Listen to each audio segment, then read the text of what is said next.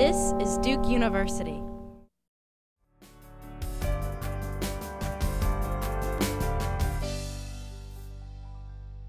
When you talk about athletics at Duke, you can talk about something that is deeply part of the spirit of the place, part of the whole, and not a separate thing from the whole. And it's in the name of that just as I have had the pride to bring deans of the medical school or deans of the business school or other people before audiences, that I am now going to ask Mike Krzyzewski to come up. Would you come up?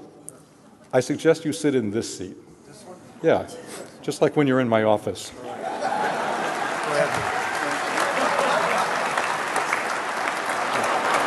You get that? You want to stage that again? You want to do that one again? It only happened. Although it was not caught on film, you saw it here. Who is this Mike Krzyzewski? He's the epitome of what I've been talking about. He's somebody whose biography is known to every citizen of this country and many people around the world, and it takes these forms. He's a kid from Chicago. That's probably a good description. He grew up here. He went to Archbishop Weber High School, I think, and then you found the way to West Point. There you played basketball and captained the team. You served in the Army, and then you began getting jobs as a basketball coach. At a pretty young age, he became the coach of the West Point team, and I think you must have been about 33 or 34? 33, when this promising but not tested Mike Krzyzewski, whoever that may be, became the basketball coach at Duke. And thus began what you can really only call a legendary chapter of history: 4 national championships, 12 Coach of the Year, 11 appearance in the Final Four. We went to, you won your 903rd game in New York, and then we had the big celebration for your 904th when you came back. Now you've won, what, 927, I think, or approximately? Who's counting? The whole point of it is, when we have the celebration, this is a person who has accomplished at a higher level than anyone else in history who does what he has done. He has won more games, he's won more championships, he's won more everything. And then in addition to that, that level of success at college, he took on the challenge. Well, he was once an assistant coach for the Olympic team. That was called the Dream Team. Then he took on the challenge of coaching the Olympic team at a time when its success was not so strong. That was called the Redeem Team.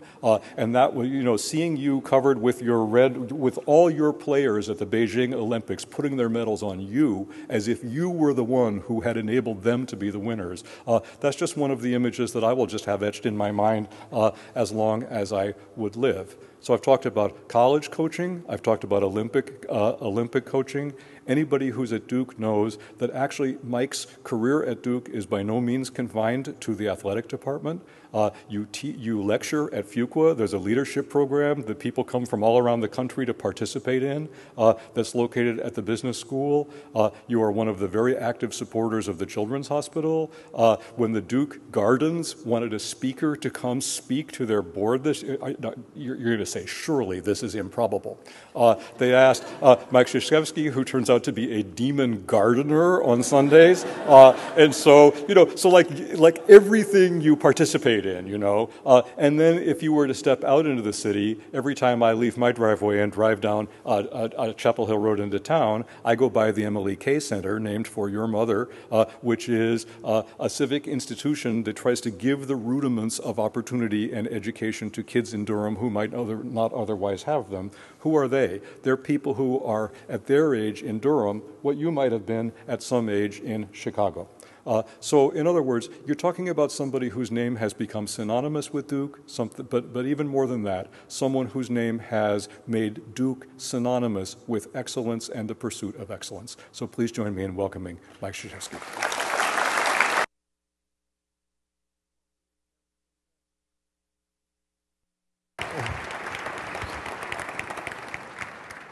So here's what's so funny is Mike was actually in my office, less than a week ago? Friday. Less than a week ago. It looks a little like my office.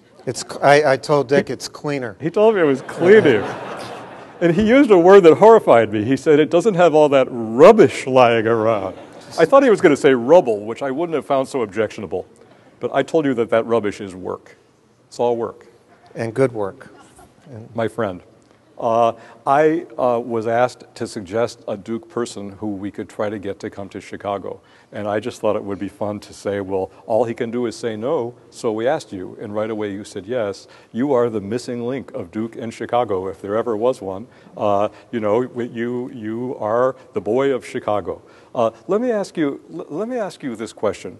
Let's just take you back in time. Let's take you back till you're maybe 16 years old or something like that, right? When all these chapters of your later life that everybody knows these accomplishments, none of those things were known to you, right? And perhaps even the hope of them wasn't known to you at that time. Just tell us a little bit about the you at age 16 or 17 in Chicago. Well, first of all, it's great to be back to Chicago. I love Chicago, and just went out to eat with my brother. My brother's a retired fire captain.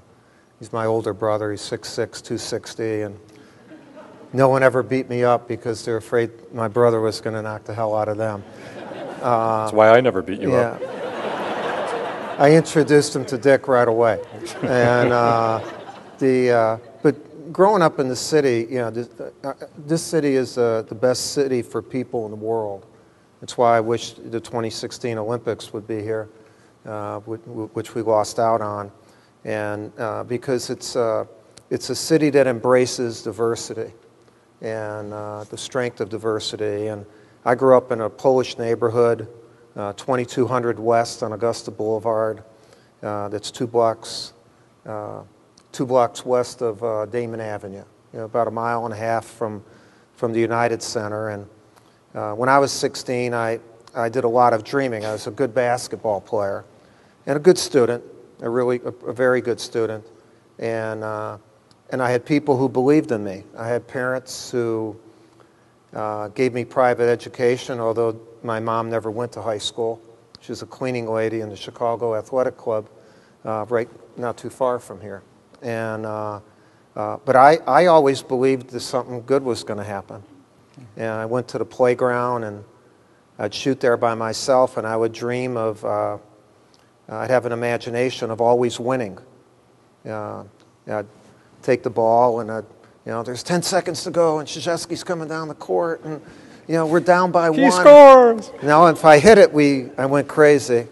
If I missed, he was fouled. It's going to the free throw line, or it's a tie game, and now he's got one shot. Can he win the game or not win the game? And he goes up, and if it's in, of course, I'm the hero. But if I missed, lane violation. And I always won in my imagination. And then I was able to go to West Point and coach there eventually. And did your parents see sports as part of your way to the life they wished for you? They never imagined that sport could do that, but when Coach Knight came in to recruit me and he said, you have a chance to go to West Point. I was either going to go to Wisconsin or Creighton. I was an all-state player, and I never thought about going to West Point. But as soon as my parents heard that I could go to West Point, they drummed it into me. They would not allow me to go anywhere else. Whenever my parents would, we lived in a flat and, not a house, and you'd talk in the kitchen, and whenever they didn't want my brother and myself to understand, they'd speak Polish. And so for 2 straight weeks after I said I wasn't going to West Point, they said, just pretend this is Polish. Da-dum, da-dum, da-dum, da-dum. Stupid. Da-dum, da-dum, da-dum. Mike. And trying not to fulfill that description, I eventually caved in, and really going to West Point was the best decision of my life, and it changed my entire life. Like kids going to Duke, that decision just changes your life.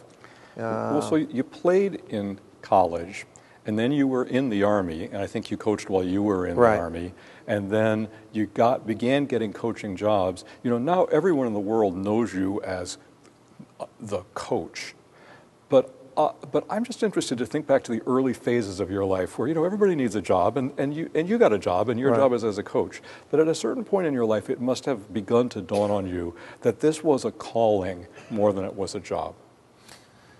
Yeah, actually, I knew when I was in high school that I wanted to be a coach and a teacher. And then when I went to West Point, I said, I guess I'm going to be a teacher who's an Army officer. I'm going to teach men. But like my buddies who I grew up with say, I've never worked a day in my life because I've always done what I dreamed of doing, and that's coach. And to coach at West Point and now at Duke for 32 years at Duke, I couldn't, really it can't be any better. And I hope next year's better. And, but for me, Duke gave me, Dick, I've been associated with two of the greatest brands in the world, West Point and Duke. And my parents knew that. Somehow they knew that. Well, but it's still interesting because if we go back to when you were the coach at West Point, so far it's working out pretty well. You'd been in Chicago, and then you got to West Point, and then you came back and you're the coach. But then going to Duke, that was really leaping into the great unknown in some sense for you. And now as we look back, you've been there 30 and 32 years. And perhaps people in this room will remember that early in my presidency, that's to say 1 hour into it, you had the offer from the LA Lakers. And so, of course, what I found interesting about that was, that it wasn't a question of the terms. It was never going to be a question of that. It was going to be a question of you deciding where's the place you're called. The NBA and college are very different things. Which is the job that is really the place that's going to be your home. And I'm just, it's a corny question to ask you, but Duke has become your home now longer than Chicago was your home. Right. Well, I love Duke. There's not a person in this audience who loves Duke more than me. I'll fight you for that. And watch out for his brother. Yeah, and Bill, just I believe in Duke. Duke's made me better all the time, and I'm glad that I've had an opportunity to help make Duke a little bit better. But Duke makes me better every day. It makes me proud every day to say I'm the Duke basketball coach.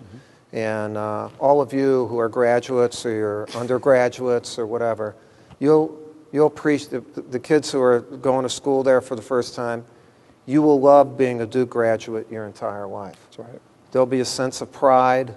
Also, a sense that you have work to do to fulfill the opportunity, the honor it is to be associated with Duke. And I felt that throughout, and that's why the program we've tried to build over the years has really always epitomized what I think Duke stands for.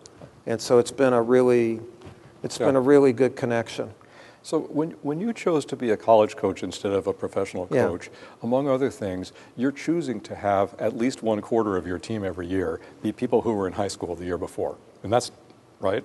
Yeah. Right.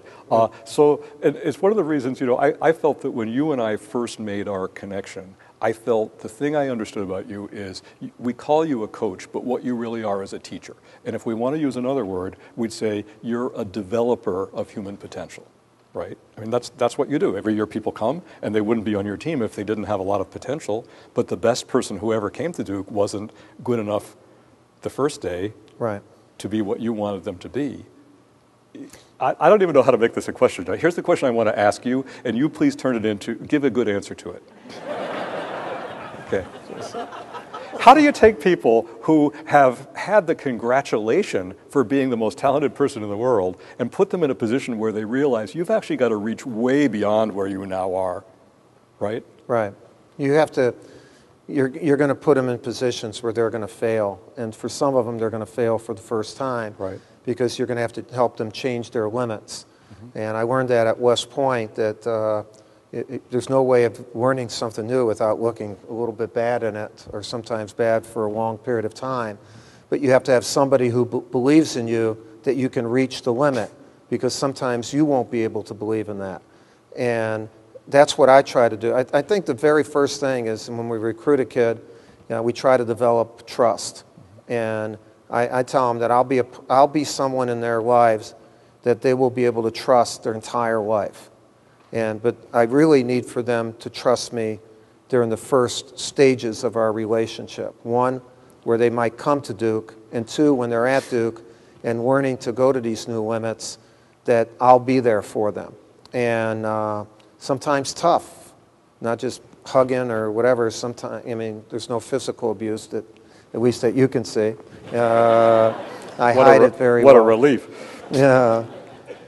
Well, but I'm thinking like in about a week you're going to have your fantasy camp, right? Next week. Yeah, and so this is where half of the middle-aged executives in America start getting up at 3 in the morning in February to get in shape so they can come play against your former players. They don't play against them. They play, our former players coach them. Oh, that's what they do. Okay. All right. But the whole point is your former players all come back, or tons of them come back to be the coaches in this event. And so when you tell somebody when they're 17, I'm going to start a lifelong relation with you, the proof is, for me, the fact that these people just keep coming back and regard you as the beginning of what they got to go on to do. Well, we'll have 33 of our former players back for it, and we've used it as kind of a reunion.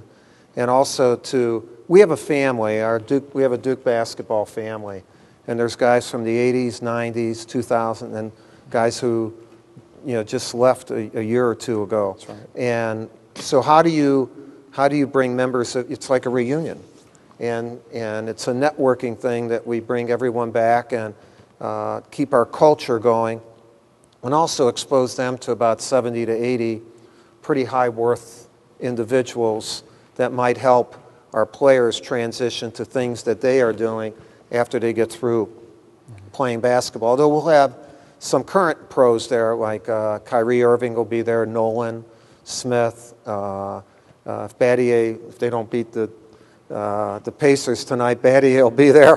The Heat, but Grant Hill will come, and we'll have a number of our current guys there.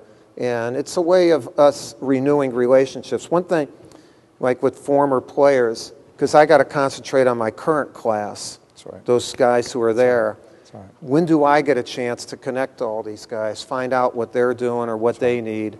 Right. And so the fantasy camp gives me an opportunity to do that. Well, okay, so you mentioned, though, that you still, at some point, you've got to tune into your current players for all the history you've got. And I suppose, in a way, this is the real question I want to ask you, which is, once you've won 927 games, the thing everyone feels who's ever watched you coach a game is you coach each game as if it were the first or the most important game you'd ever played in. How do you do that?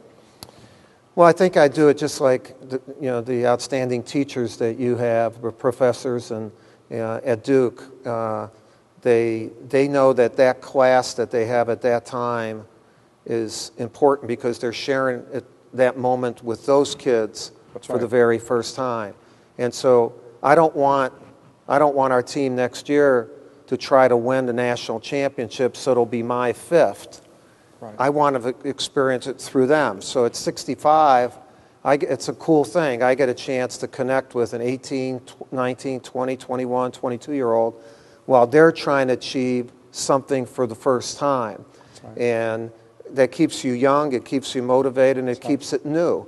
And so someone who says, well, you accomplished all these things, what more do you have to accomplish? Well, I haven't accomplished it with Emil Jefferson and Rasheed Suleiman, and I haven't done that with these guys, and I'm anxious to do that. And when I lose that, then I'll know that I shouldn't coach anymore. Yeah. Well, I mean, anybody who's watched you would suspect you haven't. And I like to win. It's that could be another factor. It's a cool thing when you are competing, you do win, but you win the right way. And we've tried to do, and Kevin White, we have the best director of athletics in the country, and Kevin, and so many outstanding coaches and good sports there. But you can be sure that every one of our programs at Duke is run the right way. We do it where we want to win, and we want to win with integrity. And we want to win with the type of kids that deserve to be at Duke and will bring honor to Duke, and that's what makes winning makes it a lot better. Well, I enjoyed shaking Mason Pumley's hand at his graduation. Let me just ask you a question, because of course a lot of people have this question in their mind. How the scene of college basketball has changed over the course of your career. And if anybody wonders what that could be a code name for, the whole, the phenomenon of one and done was not a phenomenon when you started your career, and now it's an important one. How do you understand that? How do you get your mind around that? Well, our culture changes a lot. We've probably had to change how we run our basketball program about 5 or 6 times during the 32 years to adapt to the culture that we're in recruiting. Before there was one and done, just in case you're not a basketball fan, one and done means a kid now has to, even the best kid from high school, has to come in, spend a year in college, reach the age of 19 before he's eligible for the NBA draft. About 10 years ago, they changed it. It used to be where you could come in right out of high school. Like, we recruited Kobe Bryant. Kobe was going to come to Duke and didn't have to come. He went right to the pros. Or else we might have had another national championship or whatever. But what it did is we never had to play against a certain group of guys, say 8 to 12 guys who would go early out of high school. And so we never even recruited them because it didn't fit the mission of what we were trying to do at Duke. But we never have to play against them. Now with one and done, we have to play against those guys. The landscape has changed, and you have to look at unique guys who might go after 1 year and they might not, but will they fit Duke? And so a number of these guys, 2 things that you think would be really good for Duke, and it's not as good for me right now, with certain guys like that subset of recruits, is that Duke is a great school.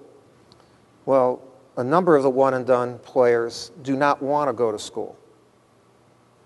They don't want to be in something hard. They don't want to take a core course. They want to be in a school for 7 months, be eligible for the NBA draft, and go. The second thing is, if they're really good, they've probably been mentored, and not necessarily illegally, but mentored by someone or some buddies since they were 11 or 12. So I'm a powerful guy in my sport. They may not want that kid to play for me because they may loosen their grip. And so 2 of the things that you would think are, hey, we got a great school, and logic. Like, that kid should want to come to Duke, should want to play for Coach K, should want to be at a great school, doesn't necessarily pay off. So we have to find out about that. And sometimes you don't find out about it completely until real late in the recruiting process. The other thing that happens with one and done, I think there's a mentality now in our sport. There are about 335 Division I men's basketball programs. And this year, at this time right now, there have been over 440 kids transfer from Division I schools. That's amazing. So it's not just one and done kids going pro. I think kids want instant gratification quicker. Like, when I think of our 2010 team, part of us winning the national championship was losing. We lost to VCU. We got killed by Villanova. We lost to West Virginia a long way. But by the time John Shire and Brian Zubik and Lance Thomas were seniors, along with Nolan and Kyle, that's right, they were tough enough, old enough, and good enough to win.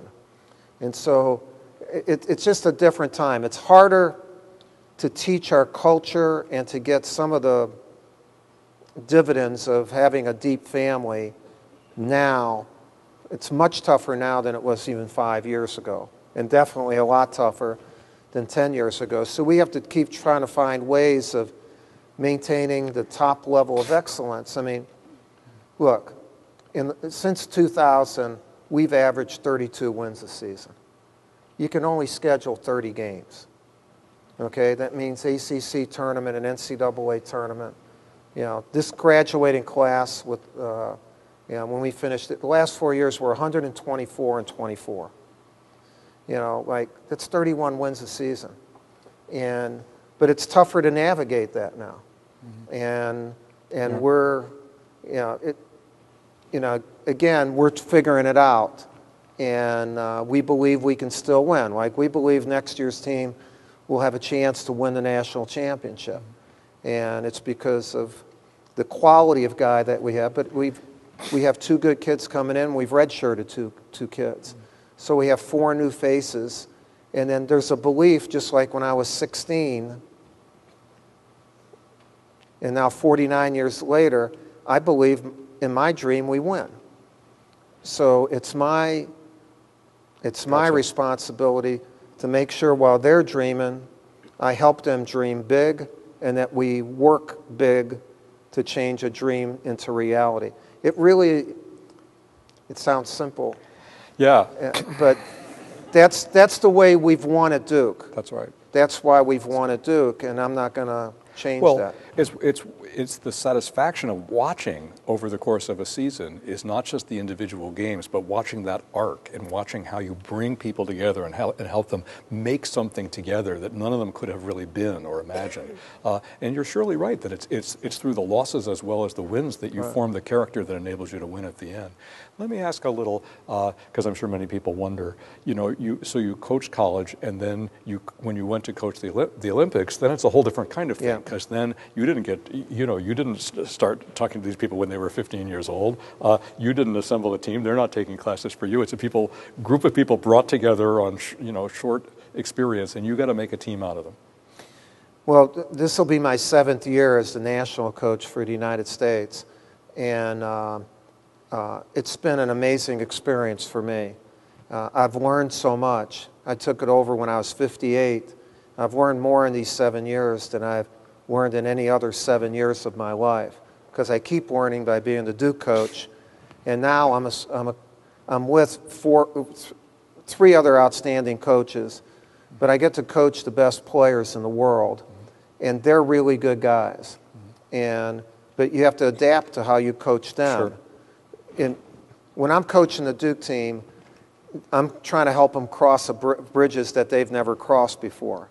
They need to adapt to me. I need to learn about them, but they need to adapt to me. When I'm coaching our national team, they've crossed some bridges. They haven't won an Olympic gold medal, but we need to adapt to each other. And so I form really good relationships with them. Like this morning, I was on the phone for about 30 minutes with Chris Paul, and he'll be one of our, we'll select the team but obviously Chris Paul would be on the team. And he was on our Olympic team in 2008, and they just got beat by San Antonio, and he's hurt, and so we were checking up, and I try to call these guys. I called Kobe after they got eliminated last night, and I try to be their friend.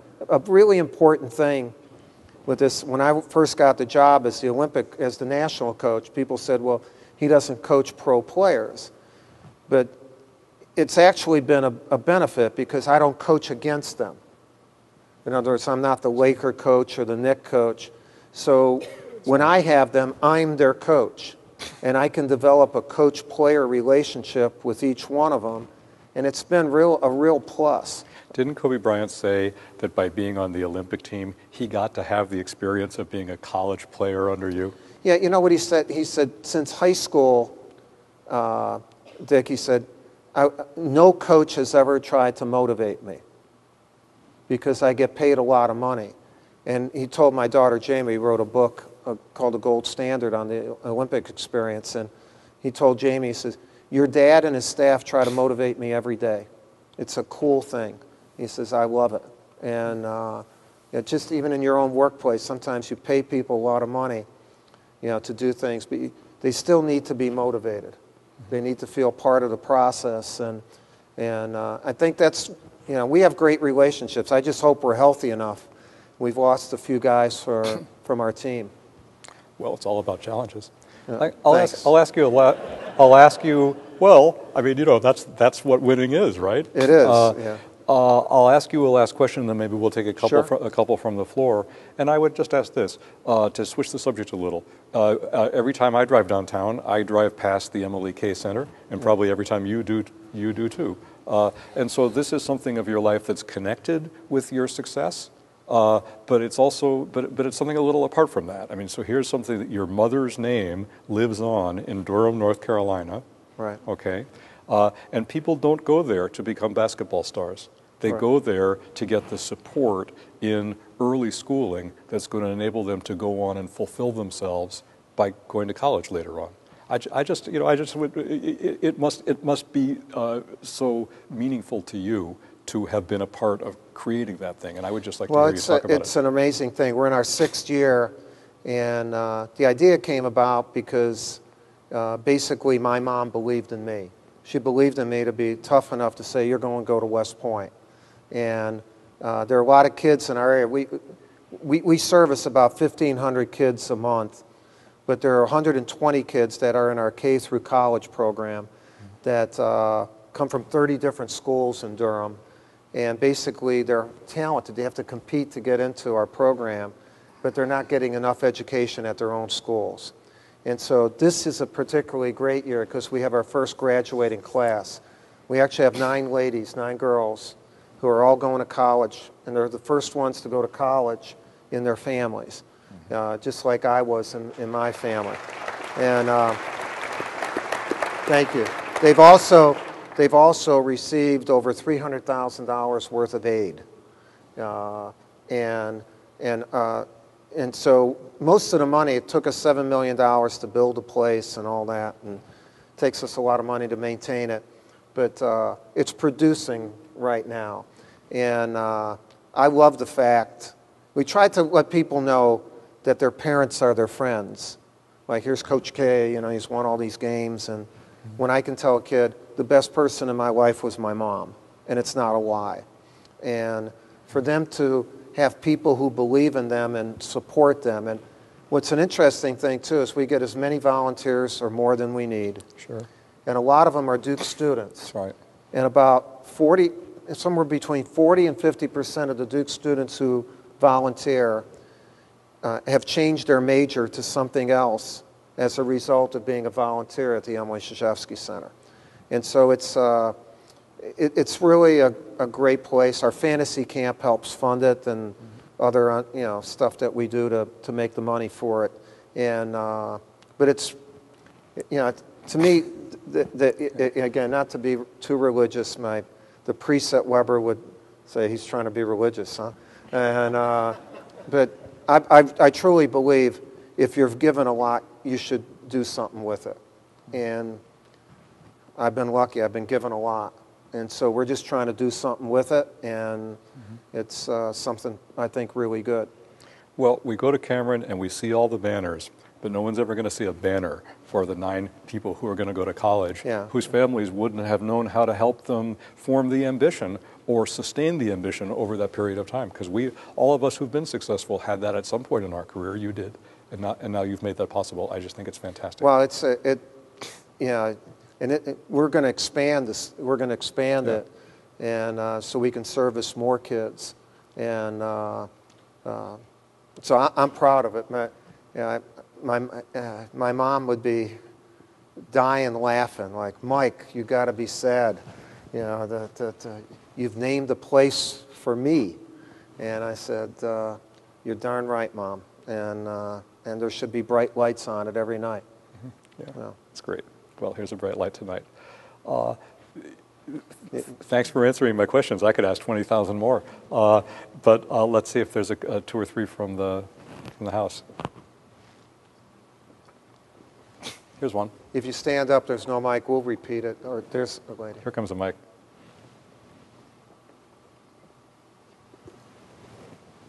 Hello?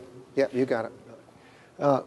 You talked about the challenges you're facing in basketball with the one and done and all the transfers lately, and how you're having to adapt. Can you elaborate a little more on what specifically what kind of changes you're making within the program and your recruiting? Well, first of all, you got to be careful. Recruiting is a very delicate part of what we do. And it's all-consuming. You do it all the time. And the biggest thing for us is that we have a winning culture in every way.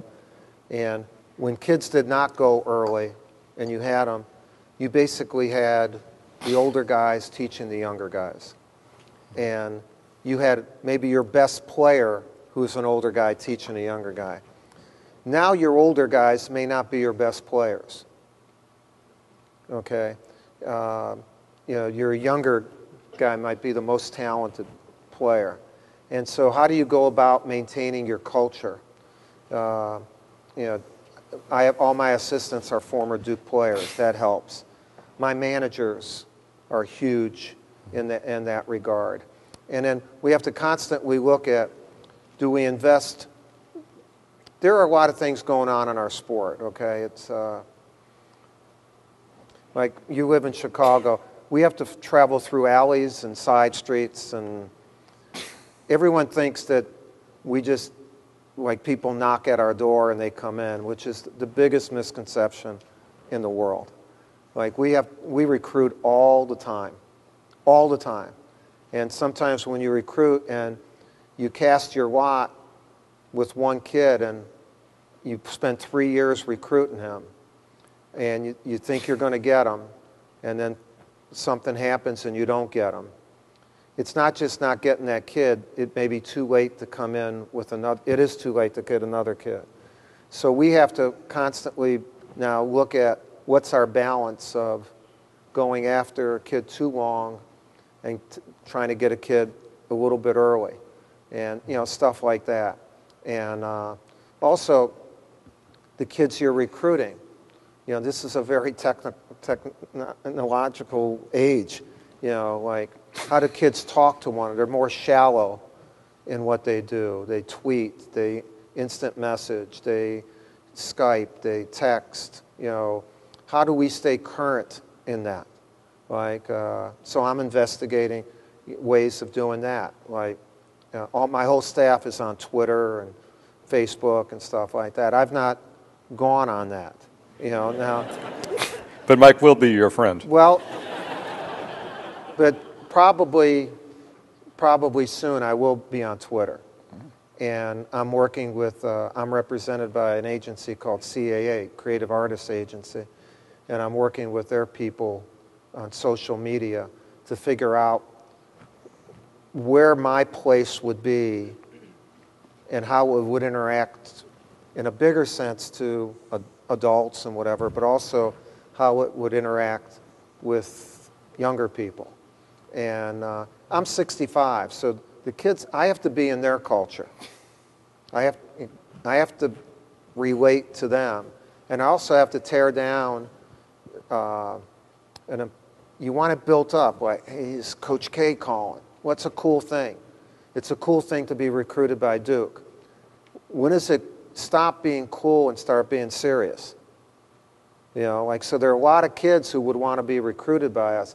It doesn't necessarily mean they want to go to school or work that hard. Or, that's right. So figuring all that out in this age where it'd be cool to be recruited by me. But I think it'd be even cooler to play for me.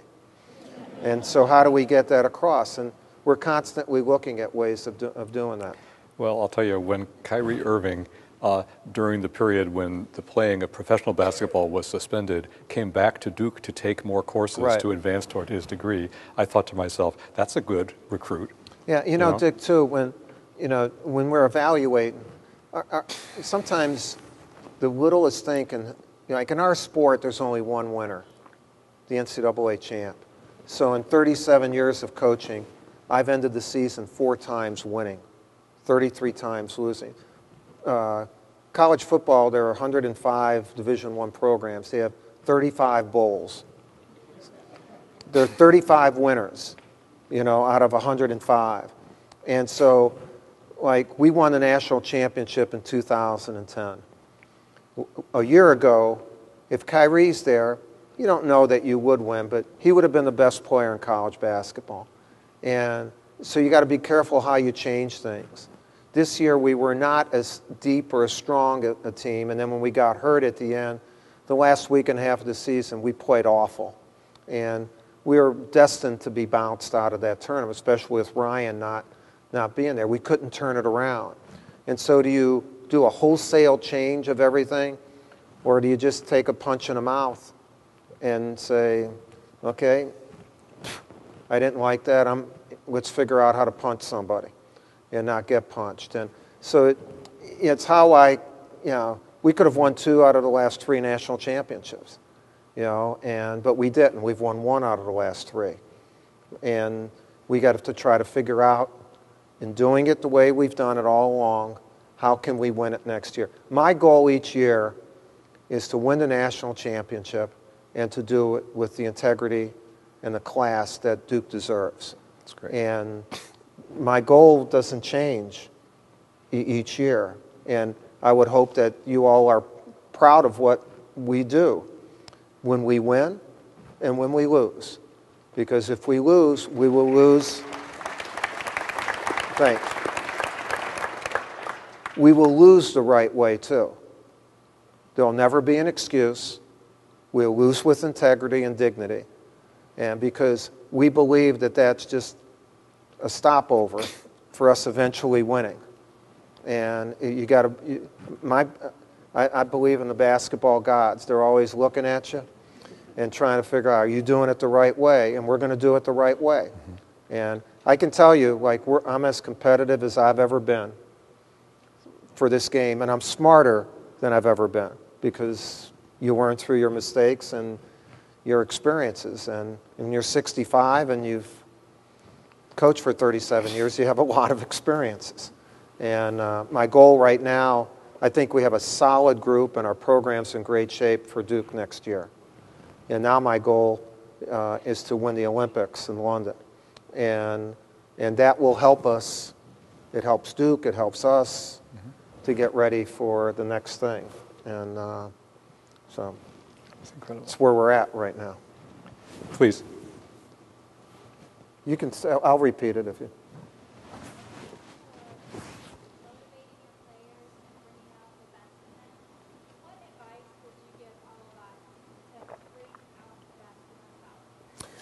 Well, the question is, I'm known for motivating players and trying to get the best out of them. What advice would you give to get the best out of you?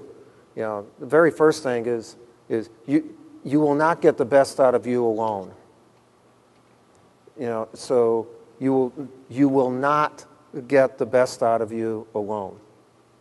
You have to trust and partner yourself with one or more individuals who they believe in you, they have the knowledge that you're seeking, they've had experiences. It's like a kid, they should partner themselves up with their parents.